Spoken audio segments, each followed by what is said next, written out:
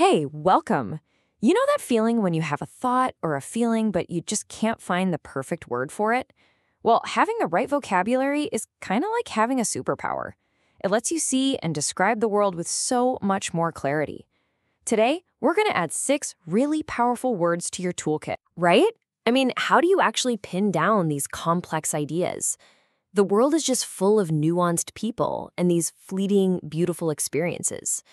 And today, we're going to unlock the precise words that capture them perfectly. Think of these words as new lenses for your eyes, bringing the whole world into sharper focus. All right, let's dive right in. First up, we've got words that describe people. Think of these as your new set of tools for analyzing the characters you run into every single day, at work, in the news, maybe even in your own family. So our first word is pugnacious. Now, this isn't just about someone who gets into arguments. No, this is about someone who seems to be looking for them. You can almost feel the energy coming off them. They're ready, they're willing, they're just itching for a fight. I think we can all picture this person, can't we? The one who challenges every little thing and just seems to thrive on that conflict. It's that specific eagerness for a fight that really makes someone pugnacious. Okay, our next word is sanctimonious. And the real key to this one is the performance. A sanctimonious person isn't necessarily a good person, they're just making a huge show of being better than everyone else. It's that big public display of being so moral that often just feels, well, hollow. That's what gives this word its bite. And here it is, hypocrisy in action. The word sanctimonious just perfectly nails that gap between what somebody preaches and what they actually do. And believe me, once you learn to spot that gap, you're going to start seeing this behavior everywhere. Next up, we've got a verb for you, to obfuscate. And listen, this is not about being confusing by accident. Obfuscation is a strategy. It's the deliberate, intentional act of making an issue cloudy, usually to hide a truth you don't want people to see. Ah, yes, the classic move. We've all seen this, right? Someone floods you with jargon or really complicated numbers, not to make things clearer, but to do the opposite, to confuse you. The goal is to make your head spin so you just give up trying to understand. So now when you see it, you can name it. They are obfuscating. So we've got words to describe how people act. Now let's switch gears. We're going to move from the external world to the internal one, with words that help us describe how we feel and what we experience. This next set of words is all about naming those intangible things, those fleeting moments, those feelings, those sensory experiences that are just so hard to put your finger on. Our first word here is ephemeral. This word has such a beautiful, almost bittersweet feel to it, doesn't it? It describes things that are precious because they don't last. You know, like a cherry blossom, or a rainbow, or just a perfect, simple moment of joy. I mean, you can't hold on to a sunset, right? You can't bottle it up.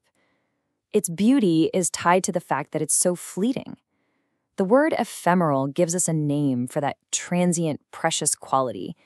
And it's a great reminder to just be present and appreciate these moments while they're here. Now for a word that's an absolute treat for the ears, mellifluous. It actually comes from Latin roots that mean honey and to flow. So just picture a sound that's as smooth and sweet as flowing honey. It's just a wonderful, rich word for a voice or a piece of music that you love to hear. We've all had this experience.